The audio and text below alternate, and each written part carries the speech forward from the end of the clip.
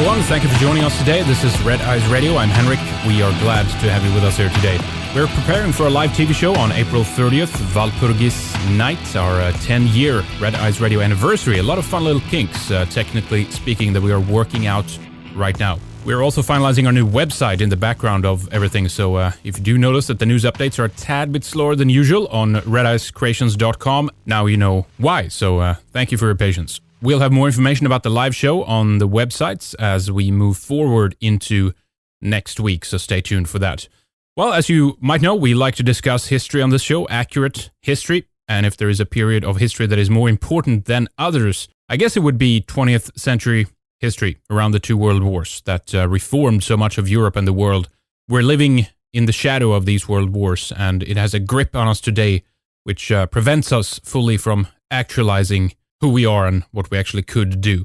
So today we're going to take a deeper look at one of the most influential characters that helped to define the post-World War period, Winston Churchill. Mike King is our guest. He's been with us before on the show. He's a private investigative journalist and a researcher based in the New York City area, a 1987 graduate of Rutgers University. King's subsequent 27-year career in marketing and advertising has equipped him with a unique perspective when it comes to understanding how public opinion is scientifically manufactured. Mike has recently released The British Mad Dog, Debunking the Mythology of Winston Churchill, and that's our topic today.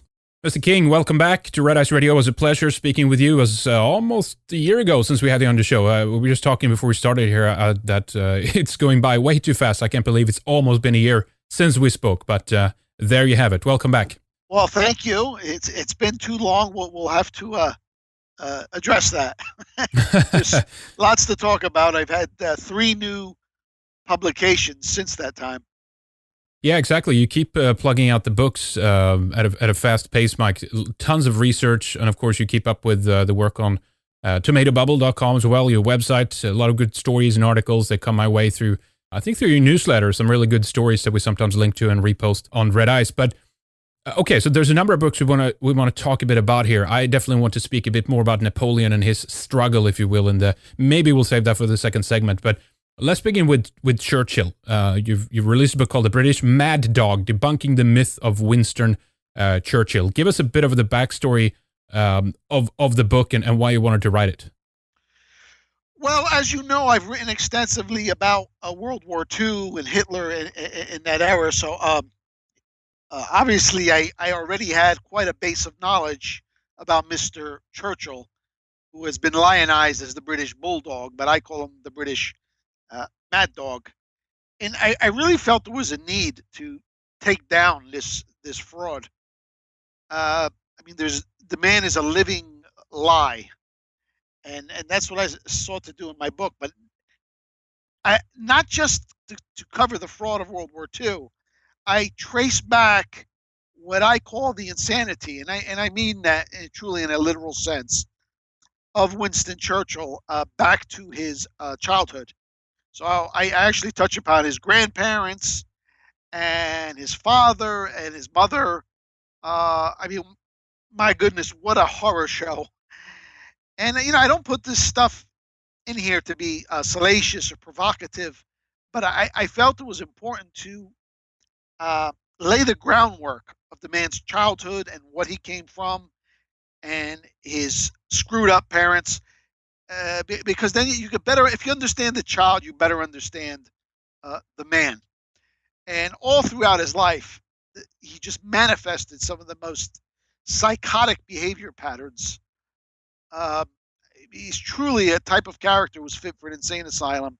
And only in the modern world would someone like that come to power and be lionized. Literally, I mean, the title of one of his most famous biographies is The Last Lion, but he was anything but a lion. He was just a degenerate, impulsive, compulsive psychopath, full of personality disorders, who brought his country to ruin. And not just World War II, but every previous job he held prior to that. Everything was handed to him on a silver platter because of his family background. And I was astonished to learn so much of this stuff, all of his record of disasters. I mean, everything he touched turned to crap. I mean, it's Right. incredible. Yeah. This goes back to World War One. It goes back. He did a stint as Secretary of the Exchequer, which would be the equivalent of Secretary of the Treasury, and he crashed the British economy. I mean, it just goes on and on. I was just shocked to learn how bad his story is. And indeed, it got so bad at one point that he was essentially exiled from the British public scene. And they call these the wilderness years, but it was so bad that in spite of his connections, nobody wanted anything to do with him. So he spent at least a decade just out in the wilderness. Nobody wanted anything to do with him or offer him any kind of government post. But it was the big shot Jews who engineered World War II that brought him back from the political graveyard. So it's a fascinating story from start to finish, and it's one more so than any other book I've written in which I've learned so many things that I didn't even expect to learn.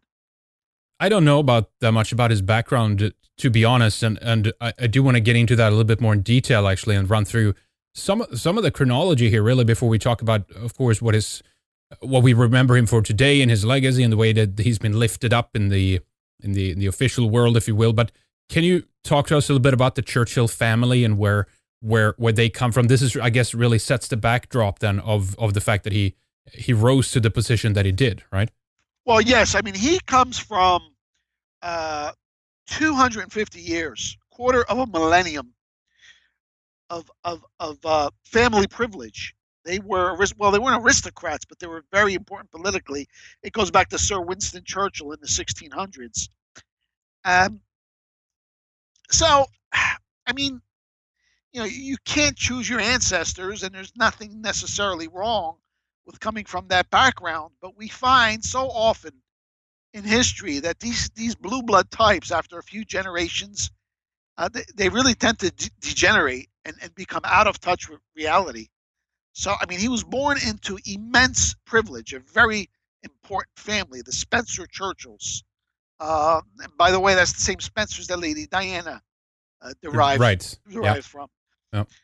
So, I mean, you talk about blue blood, silver spoon in the mouth. I mean, that is Churchill.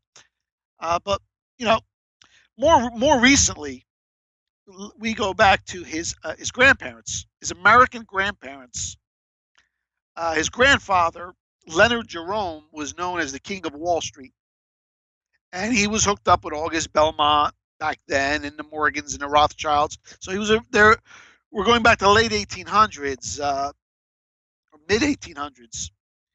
The Churchill family. Well, this is on the mother's side. The Jerome family was part of New York high society.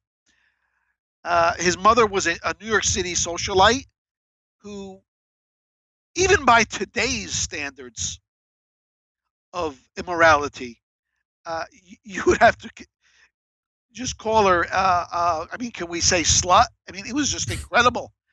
This woman slept with so many princes. I mean, there's rumors that it numbers in the dozens, but I've been able to confirm at least 6 or 7 princes. I mean, she got around, and I mean, so that was his mother. She slept with numerous princes, and it is doubtful as to who Winston Churchill's real father actually was. Yeah. There's a Yugoslavian historian who, according to her original research, she clearly establishes that at the same time that she was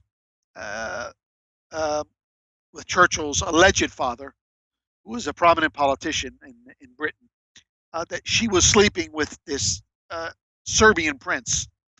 And she claims that that's her real father. And I have pictures in the book, and he does resemble this man more so than he does his real father. But his mother was just a really vain socialite basket case of a woman. His father, Lord Randolph Churchill, was a prominent politician in the day. He is believed to have died of syphilis himself. I mean, so it's really a freak show. You go through this. Yep. And again, I point this out because I want to show just what a troubled young boy he was. And I think that's where we can trace the root of his insanity. And indeed, to carpet bomb the city of Dresden like he did, this is the work of an insane person. Right. Yeah. So now, as a child, and Churchill himself writes about this, about the pain that he felt of being neglected. They sent him away to elite private schools. His mother never came to visit. We know this from Churchill himself. He hated it there. He begged his mom to visit, but she's all over Europe sleeping around with various princes. His father was a very control freak, abusive type who basically thought of Winston as a dummy and was always putting him down. And, he never came to visit either. So, I mean, by the time Winston comes out of the private military school, boarding school that he attended, I mean, he's just someone who's just deprived of the love of his father and the physical affection of his mother. And, I truly believe that shaped the monster that we know him to be, mm-hmm. and he became in later years. He's born, by the way, for those who don't know, 1874, and of course, Britain, as many countries at that time, is going through a lot of upheaval. Obviously, somewhat tumultuous times overall. Really latching on from the industrial period, and then reformation of a lot of the political systems and rise of new political ideologies and stuff like that. But what is it that what gets him into politics eventually? I don't want to jump ahead too fast of ourselves here, but he obviously when he grow up, he develops an interest for this, right? Well, yeah. I mean, again, he has this entitlement mentality given the class that he's come from. So he, already at a young age, he has political ambitions. But to lay the groundwork for his political career, he first has to accomplish something in life. So his mother, through her connections, secures for him some very cushy writing assignments as a war correspondent. So he goes to Sudan. He spends some time in India, South Africa during the Boer War. So he's a young man in his 20s, and he's writing these articles. And because of the connections, they're widely read throughout England. So he becomes well known. I mean, the Churchill name is already well known, but now he becomes well known as a war correspondent. And there is evidence that he has embellished the degree of danger that he was in as a war correspondent. I mean, we see this today. I mean, years ago, I remember, Geraldo Rivera, prominent American journalist.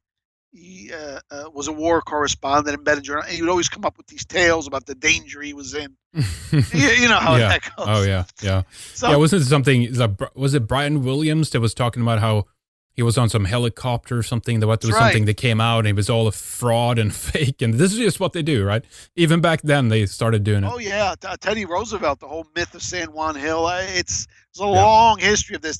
These sons of the elite class, in order to build a name for themselves, they go off to war, but they're certainly not going to put themselves in danger. No. But they find a way. Right. They find a way to make heroes of themselves. Now, during the Boer War, Churchill and his unit are captured by the Boers of South Africa, and they're held in a prison. It's actually an old school, and Churchill, the only one, mind you, he quote unquote escapes, and they make such a big deal of this in Britain. He basically comes home to a hero's welcome. He supposedly evaded the prison guards and then swam across the river, put himself in danger. Now, I was able to track down for this book through a connection the grandson of a man who tells the real story of his so-called escape. Essentially, some big people bought his freedom, and the guards were told just to stand down. One of the prisoners is just going to walk through a fence, pretend you don't see what's happening. And then Churchill had some helpers there, and he was given a horse. And the river that he swam across is basically like 6 inches deep. I mean, the whole thing was embellished, but by the time he came home, he was a rock star. and he used that to barely win, a seat in the British Parliament as a conservative, as a quote unquote conservative. Was it the Tories that was around then, or was that something else back then? I don't know if they referred to themselves to Tory. Probably was. Yeah. All right. But he won a seat, and then immediately after winning a seat, he takes off on a speaking tour of England, Canada, and the United States, and he earns the equivalent in modern day of many millions of dollars on a speaking tour. So, sort of reminds me of Hillary Clinton, who gets paid $250,000 a speech. Jeez. So even back then, when you were connected, that's the kind of things that happen. So he made a fortune. So he came from money.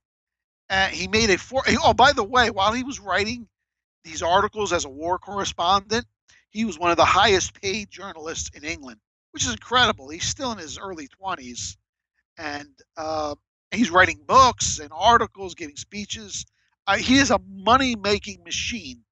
Who gives him these gigs then? Well, they're coming through the influence of the mother. Right. Okay. Yeah. And also his father's name. So that's how it works in those circles. You make a few phone calls. Well, back then they didn't have telephones. But again, his mother is the daughter of the man who was the king of Wall Street. So he's connected. He also joined the Freemasons as a young man. Yep. So many good things happening for the British Mad Dog, and he's moving up fast. So that's how he was elected to, the Parliament as an MP. And he does some speaking, as you said. Speaking, earns many, many millions of pounds. And then what happens? What happens next? I don't know if we're up by the great war already, but he enters into politics. Does he climb on that ladder, or what happens next? He was barely elected, and then he lost his re-election. There was a period of time where he kept switching parties. He went from conservative to liberal so he could run again, and then he lost. Then he had to go from liberal to a new party, Constitutionalist Party, and then he lost. And then and at the same time he's switching parties, he's switching constituencies or districts, and then eventually he switches back to conservative. So the man has no principles. He switched from conservative to liberal to constitutionalist back to conservative.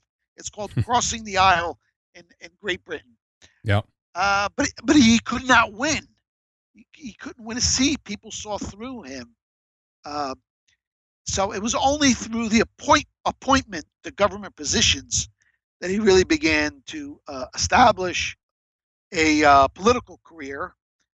And then finally he could win a seat back. In Britain, you could be a member of parliament and hold a high-level cabinet position at the same time. Mm-hmm. So that's something else that most people have forgotten, how many times he switched parties and switched districts. He was just obsessed with getting into government, because that's what these people do, Henrik. I mean, they're really useless, some of these elites. He was a horrible student, by the way. Mm-hmm. Bottom out of his class always. Accomplished nothing in life. He had a few writing gigs handed to him. He was a decent writer, but that's no big deal because everybody in Britain, back then learned to speak and write well. So there's no skill, there's no accomplishment at all, and yet here he is on the eve of the Great War. Now he is the First Lord of the British Admiralty, so he's the head of the Navy, and he's still a young man, maybe early 30s. And he was again he was put in that position by the government at that time. By appointment. So somebody's pulling strings. Give this kid a job. Yeah. Again, the kind of stuff we see today with the likes of a Barack Obama or a Marco Rubio. These absolute nobodies who barely even make it through school, never have jobs, and then they're placed on this skyrocketing career path. It's incredible. Yeah, look at Rubio. We don't have to go off topic too much, but it's incredible. It's like, who's this kid, right? Where does he come from? And just like straight in and running for president right away. It's amazing. He's just this little homosexual boy who ran for state assembly. Foam parties, right? Going to foam parties in Miami. Yeah, he was in debt up to his eyeballs, had no money, no connections, Yeah. And the next thing you know, he was the leading candidate for a while for president. But the point is, it's the same then as it is today. Yeah. All right. So let's move forward here in the chronology and see what happens now. Tell us about his involvement then in the war. Well, so here we are. We're on the eve of the Great War, and you could, in my book, The Bad War, I go into that in depth. Both world wars, actually. So without getting too much into the war itself, staying relevant to Churchill, the important thing to understand is that in the early days, actually the early hours of the war, he was one of the main protagonists to get this started. And he had a lot of power as head of the British Admiralty.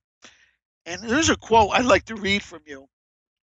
It's from the Prime Minister of Britain. He was Prime Minister at the outbreak of the Great War. Prime Minister Herbert Henry Asquith, who was not really too crazy about the idea of going through with this war. There was still time to stop it in the first few days. But he writes about an early cabinet meeting. He says, Winston was very bellicose and demanding immediate mobilization. He has got all of his war paint on and is longing for a sea fight in the early hours of the morning to result in the sinking of the Goeben German ship. The whole thing fills me with sadness. So, again, I mean, we know Churchill's role, World War II, what a warmonger he was, but it's going back to World War I as one of the key members. And remember, when you're talking about the British military, you're talking about the Navy. That's really what they command. So his power was immense. So in a sense, Churchill was able to get the war started on his own, with or without Prime Minister Asquith. But he was one of the most bloodthirsty warmongers in the early hours of that war that should never have happened. Germany was pleading, just like they were in World War II. Let's not do this. This is madness. But you had people like Churchill mobilizing the Navy. Do we know anything about what motivated him, and did he, as an individual, have a lot of influence then in the decision making and what to do? He was a key player. I mean, he wasn't the overall architect of this design to bring about World War I. I mean, that you have to go back to the 1890s. That was already in play. So he was just one of the operatives, the apparatchiks.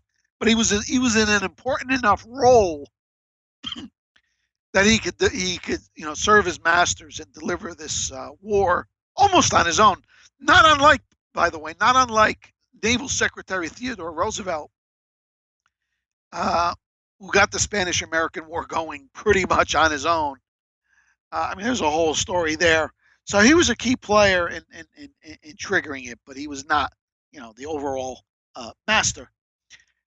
And then early on in this war, Churchill. Now, the German hunger blockade of World War I is fairly well known by people who study history. You could Google it, German hunger blockade, World War I, how terrible it was. And it was unprecedented, Henrik.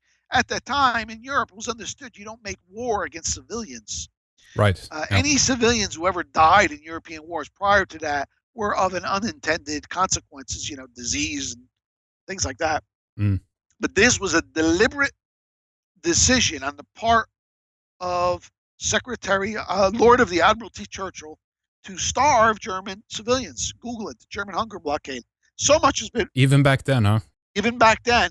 And over the course of the war, it is estimated that 750,000 German civilians, mainly vulnerable women, children, elderly, they succumbed to malnutrition and hunger and the diseases associated with it. So this was a brutal method of war.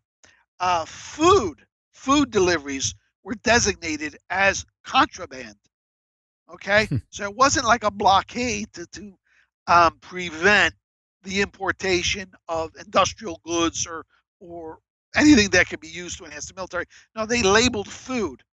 This is the British Navy under Churchill as contraband. So this monster is the architect of the German hunger blockade. And like I said, although the blockade is no secret, it is amazing how the historians kind of have edited out who the architect of the blockade That's right. was. Yeah. You know, Amazing. I had no idea, and actually that this happened, and Germany, I guess, still had access to the Baltic, but that obviously they couldn't ship in and from that area as much as it would do from the west yeah, side, if you will, towards Britain, right? right. It created a horrible shortage. So they're basically cut off of anything that would come from the North Sea or the Baltic. Yeah. So you had to get all your foodstuffs from land, but you have a distribution system set up to accommodate a certain number of people, and all of a sudden you cut that in whether it's a third or half, people are going to starve. Yep. Extraordinary. Yep. Never heard about it. Yeah. So obviously that's incentive for opposition here between these forces already. But let's stick to Churchill here. We've talked about this, Mike, in terms of the wars and what causes them and the outbreak of them. But let's stick to Churchill's kind of role in this, really, and what you think that incentivizes him to push things. I mean, is there any evidence at this stage that someone is encouraging him behind the scenes to do this and that? You mentioned, of course, that he joins Freemasonry early. I think the year you have in the book is 1904.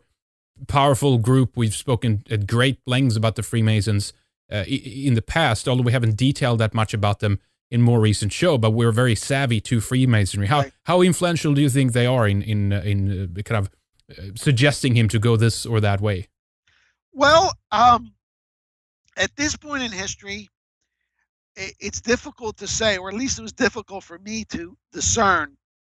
I'm sure he was under influence of globalists and Freemasons and Jews and things like that.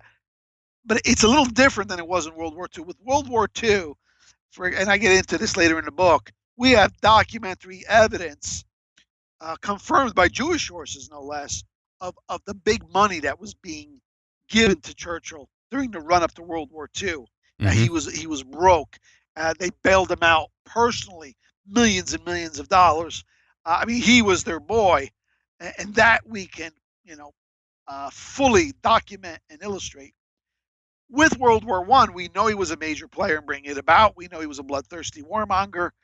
The links are, I guess, a little bit more vague, but certainly someone as cunning as Churchill knew that the key to rising in the political structure of the day was in playing the globalists and the Zionist game, which was already in force at that time. They really wanted World War I. But as far as like direct evidence of conversations or payouts to Churchill, that I'm not able to document. But clearly, he knew who he was serving. Yeah, we're left to speculate on that point. Tell us, as we lead up to, I want to talk about his wilderness years, as you call them in the book, and what led up to that. What was it that brought him to that point? Well, what happened was, in spite of his connections and his magical protection from above, his colossal failures, both as a Lord of the Admiralty, he was demoted during World War I because of the disasters that he engineered. It's all in the book. Doggers Bank, Gallipoli. The man was absolutely reckless in terms of his strategy, and there's this pattern. It's nothing like I've ever seen. It's more than evil. He was insane. He had it in his mind that he could just send the British Navy off and capture Turkey, and everything he touched ended in failure. So they had to keep reassigning him, and it was just failure, always demonstrating that same psychopathic characteristic of impulsiveness. He never thought through his actions. He just acted recklessly. And I get into it later in the book that he was a heavy drinker. He was an alcoholic. He was drunk all the time. It's like putting a drunk, someone who was like 10 times over the legal limit, behind the wheel of a race car during the Indianapolis 500. Uh, and so you had this pattern. So eventually, they had to send him away. I mean, he kept his parliament seat, but that was it. He was out of the loop. Then what happened is sometime during the mid-20s, early 20s, they brought him back in again. They made him Secretary of the Exchequer, Secretary of the Treasury. Now, this is a man who, throughout his life, in spite of earning the modern day equivalent of tens of millions of dollars, was always broken in debt. I mean, how's that possible? It's like it is reckless incredible spending. It's spending on a par with some of these professional American athletes that you read about. They excel at the sport, and they have these multi-million-dollar contracts for 10, 15, 20 years. And then you read about them by age 50, they're broke. Hookers and blow, yeah. Well, that was Churchill. With Churchill, it was the highest-priced Havana cigars, which he chain-smoked. Yeah. At least a dozen a day. Always had a cigar in his hand. Yeah, These cigars probably in modern day, they might be $100 a piece in modern day value. The most expensive champagne, brandy. He liked to dress well. Everything was tailored. An immense wardrobe. He liked to travel. He liked the casinos in Monte Carlo. He played Wall Street as if it was a casino. There's actually a book written about this by a British historian. We're talking mainstream British historian, regular publisher, and everything. And you know what's interesting, Henrik?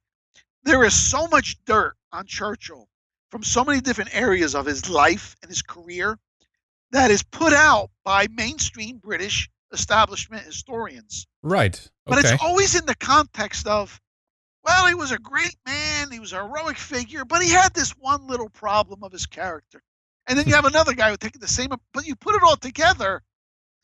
But I guess they have to present it that way. They have to keep the myth of Churchill the Great alive. So that's how they present it. Churchill was great, but he drank. And the other guy will write, Churchill was great, but he spent himself into bankruptcy. And another guy will write, Churchill was great, but he was abusive towards women. Well, he's become this symbol, obviously, of really the guy who defeated Hitler, right? I mean, that's really what he's. I mean, not alone, we know that, but even on a mainstream level, that he's the guy who was there. He did it. He was instrumental. His speeches, of course, right? That they talk so much about how incredibly inspiring they were, and while he was just drunk, But it's really a massive myth, again, as usual with many of these characters that they have built up and that they hand over to the masses as the champions and the heroes of the people. Yeah, that's what it is. It is a mythology. And the reason they can't fully tear this man down, they have to maintain him as a full hero, is because, as you said, he defeated the big bag monster, Hitler. Or at least, he kept Britain in the fight long enough until help could arrive. Right. Yeah. But then again, now in my book, I don't play that game. I directly confront and diffuse the lie that Germany was responsible for World War II. And that it actually was the likes of Churchill who brought that disaster about. But that's the reason why they, in spite of all the dirt that comes out about him, they have to keep him up there as a hero. Yeah. But anyway, the guy was toxic. He was an untouchable, and they brought him back. Now, mind you, we talked about how he spent himself into oblivion, tens of millions of dollars, and he's the Secretary of the Treasury. you can't make this stuff up. Yeah. And now, what does he do as Secretary of the Chancellor of the Exchequer? He crashes the British economy, and this is something I had not known. In 1926, he engineered the immediate cold turkey transition of the British pound back to the gold standard. And he did this against the advice of economists left and right. And what they did is they fixed the value of the pound back to what it was like in 1910 or something. Not to get too much into a discussion of banking and economics, but Gold standard is a good thing. It's better than paper currency. Sure. However, when you're going to transition to it from a paper money standard, uh, it's a delicate procedure because you still have all of the old debts that have been accumulated. And now all of a sudden you make your currency so strong, there's literally not enough to repay the old debts. You have a deflationary crash. In short, it's just like if you're getting someone off of a drug, someone who's been on heroin for years. You just don't say, okay, no more heroin. You'll kill the patient. But again, he manifested that reckless disregard. You had conservative economists and you had liberal economists like the legendary John Maynard Keynes who are saying this is madness, don't go about it this way. Mm-hmm. But Churchill did, and it was a catastrophic crash in 1926. And someone actually killed themselves in front of Churchill's Treasury office in order to send them a message. Look what you did to me. Oh, really? Wow. So, everything he touched turned to crap. Now, the economic crisis that he engineered triggered a massive general strike, and Churchill had a solution for that too. He wanted to gun down the strikers and the protesters. These were his own people, British people, and luckily cooler heads prevailed. They reached some kind of compromise with the strikers, and the strike ended after 8 or 9 days. But if they would have started shooting down people, who knows what hell would have broken loose. Right, exactly. So this was a colossal disaster, and this led to the real wilderness years. So there was a period of time where they kind of pushed him aside, but then somebody put him back in. But now after that, he was really persona non grata. So people have to understand what was behind the wilderness years. There's even a big book was written called The Wilderness Years. Right. It was, it wasn't that people didn't appreciate the prophecy of Winston Churchill, who was always claiming that there was an enemy to go to war against. No, the guy was just a total loser. Just absolute toxic. He would be like the Boris Yeltsin of Great Britain at that time. It's like, get out of here. And that's the wilderness years. So basically from 27 or 28 until the late 1930s, he retains a seat, but he's just a backbencher in Parliament. He writes some articles. But it seems like he's done. But he's not done. There are powerful people who have use of such an asset, and he was an asset for the right people. Do you think it was his alcoholism, his kind of megalomaniac behavior, his utter recklessness that kind of made him a good target to use? Maybe both for blackmail, extortion purposes, but also the fact that he wouldn't really know what he was doing, so it was easily controllable and manageable. Absolutely. It's a number of factors. First of all, you have this rejected, lonely, angry, anxious little boy who remains a little boy all through his life, but he has to show that he's a big shot. So that is a personality characteristic that the globalists find very useful. When you find somebody who has to make his mark like that. Add to that the alcoholism. Add to that the apparent homosexuality. I get into that in the book too. There's a whole other story there. The reckless, callous disregard for human life. The elitism, the condescending elite, all of it. He's the perfect candidate.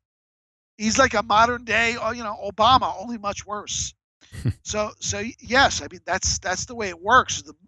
When you manifest that kind of degeneracy and even lunacy, it's actually advantageous to someone looking to advance a political career.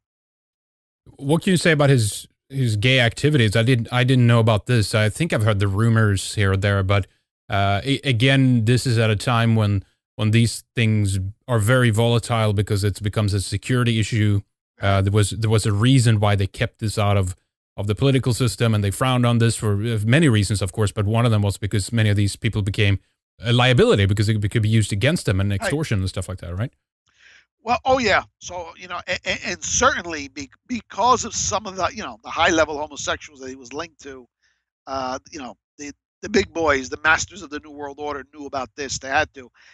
Is a main. I quote extensively from the work of a mainstream British historian called Michael Block, who wrote a book called Closet Queens, and it's a history of homosexuality amongst the British elite going back to the 1800s.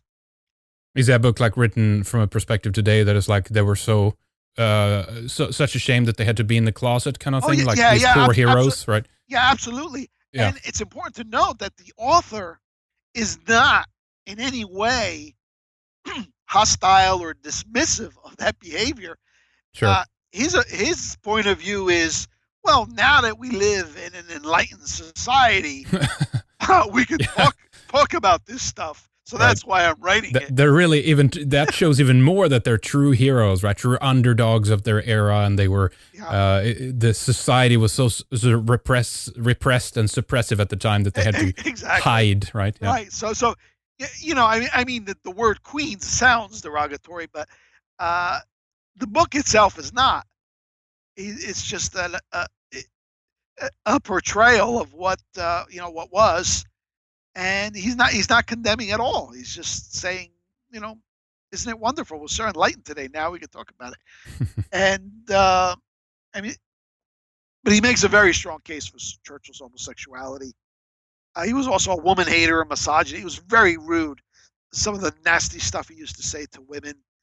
Maybe there's some kind of latent resentment towards his mother, which one could understand. He's not even sure who his real father was.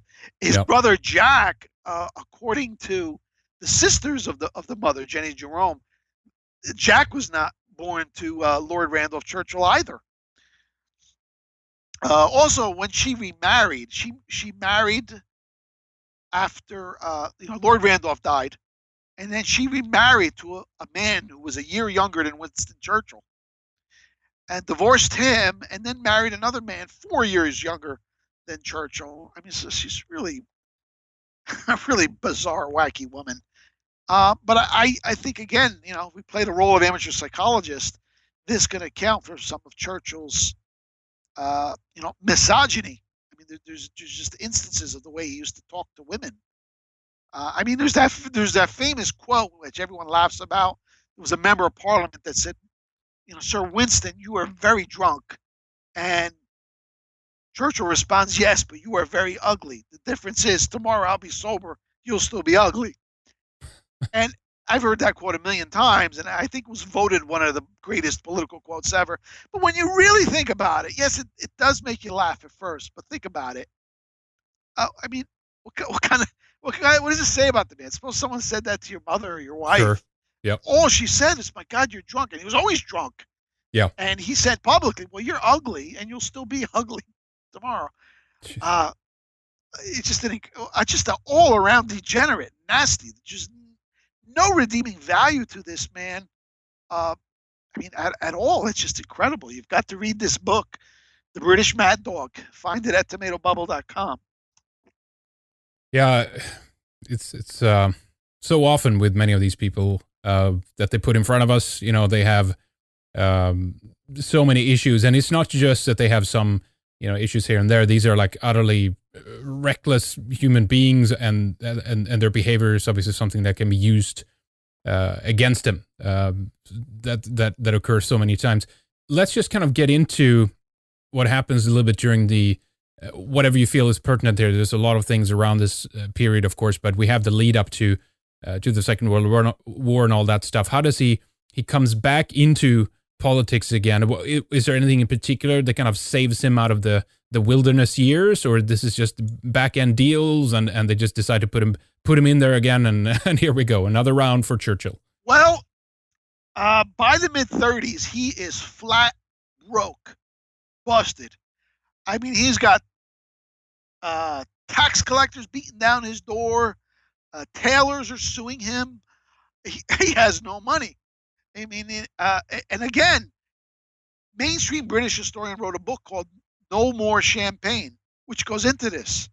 He's another one of these characters. He was a great man. He saved the world, but This is so he's broke. So of course he's vulnerable. Men like Bernard Baruch swooped in and they bailed him out. Uh, Henry Straykosh, a big shot billionaire Jew, straight up gave him millions of pounds. I mean, straight payments. So this is going. He's being bought in the mid 30s by the very same people who are already angling for a war with Germany. And I tell you, Henrik, if it wasn't for these Jewish billionaires, I believe Churchill could have wound up homeless on the streets like a bum. I mean, that's how bad it was. I've got a picture in the book. It shows he had a big fancy hot tub in his home, and he's sitting in there in a it looks like a lawn chair with a couple of aides. They're sitting in the pool. It's empty. It was empty because he could no longer afford to heat the water. They had to shut the heat off. So and he's known nothing but big spending and luxury all his life. So how easy was it to buy a man like this? Yeah. And that's what they did. It's all in my book. Enormous sums of payment. Now he pays off on the investment in 1935. He begins to by writing an article for Strand magazine. Now you have to understand at this time some of the anti-Hitler propaganda has died down because all of the early atrocity stories from 33, 34, they've proven to be false. Germany hasn't threatened anybody. The economy is rebounding and booming. So Hitler is considered pretty much a heroic figure throughout Europe. Yeah, so that's right. Churchill had to tread carefully when he wrote this article in 35.